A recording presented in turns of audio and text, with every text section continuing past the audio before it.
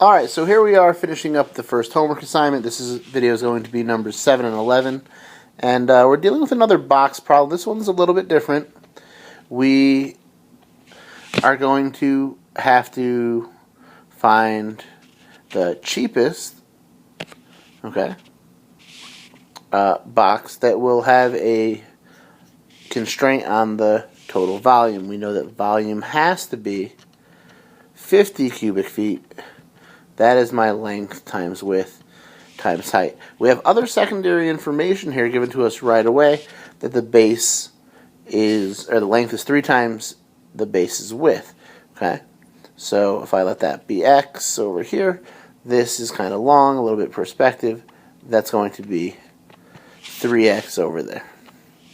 Okay, and then my height, so we end up with a 50 equaling 3x squared h. Okay, we'll use that in a second. Let's make it h equals 50 over 3x squared. Not bad. Now, the cost, similar to the Beanie Weenie problem, we have different dollar amounts for different pieces here. Top and bottom of the box is $10 for a rate per square foot. Okay, now all of the sides, we're talking about $6 a square foot. And that's all the lateral area. We discussed lateral areas, perimeter times height. I'm going to use that again. I'm not going to add up all the individual rectangles, but you can do that also. Okay, so what is my cost? My cost is going to be $10 for each, the top and bottom, of an area that is 3x squared. That's the area of the base. Plus $6 for the perimeter of that base. Now the perimeter going around, if this is the bird's eye view with the 1:3 ratio, x, 3x, okay, you have 4x for 2 of the sides, 8x total going around, times height.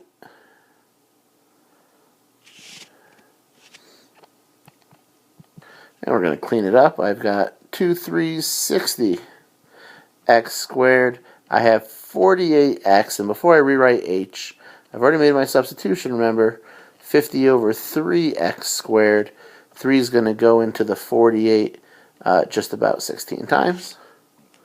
And x cancels out, leaving 1 in the denominator. And so right before I derive, I'm at 60x squared. I have 50 16s, that's 800. And I have x to the first power of my denominator, bring it to the top with the -1 exponent. Now you've seen that a third time, I think, in the last couple videos. Okay, ready to differentiate. I'm going to switch colors on us. Let's go cost prime.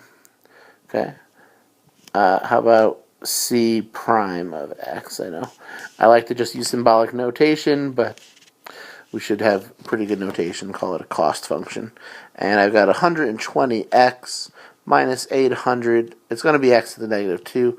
I'm going to bring that back to the denominator now, setting it equal to 0. You'll see me bring this term to the left.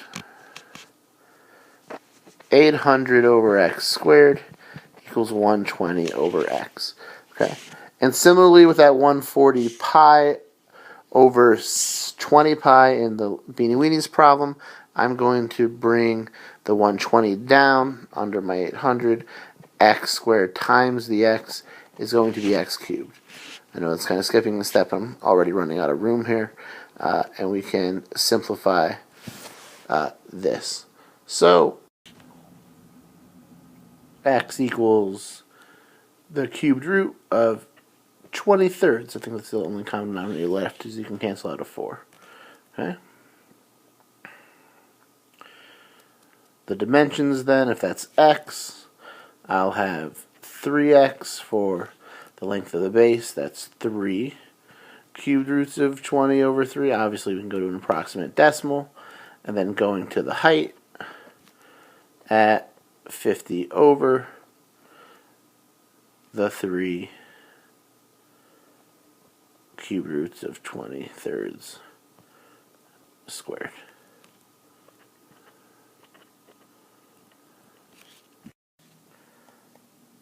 I put in the decimal equivalents. Notice you're not going to see that times 3 from the rounded.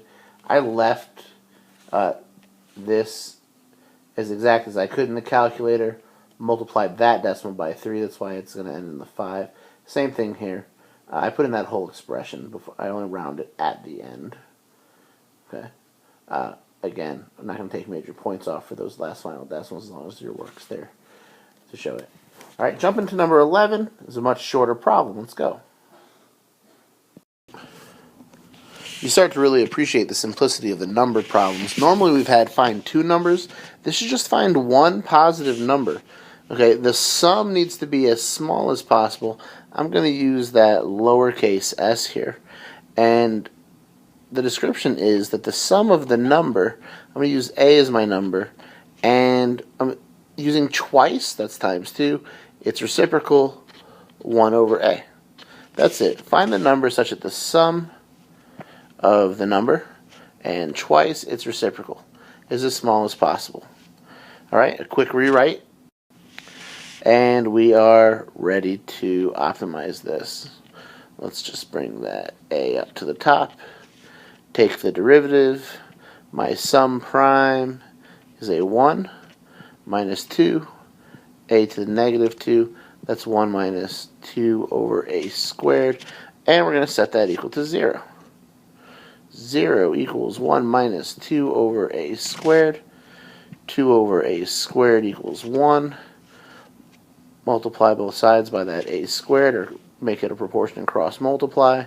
We end up with 2 equaling a squared, so a equals plus or minus the square root of 2.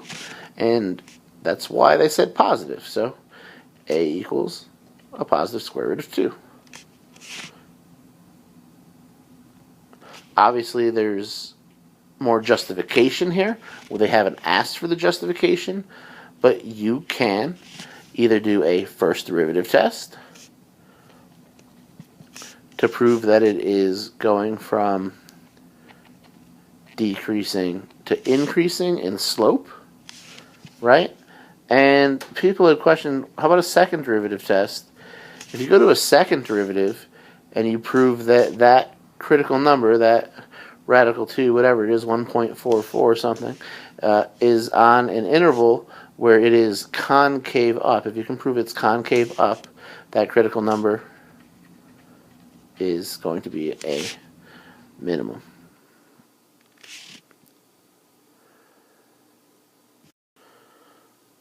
All right, that concludes the first homework assignment. Remember, 1 to 4 were on the other worksheet. That's going to be just the Edmodo solutions. And this was 7 and 11. So we're going to go back.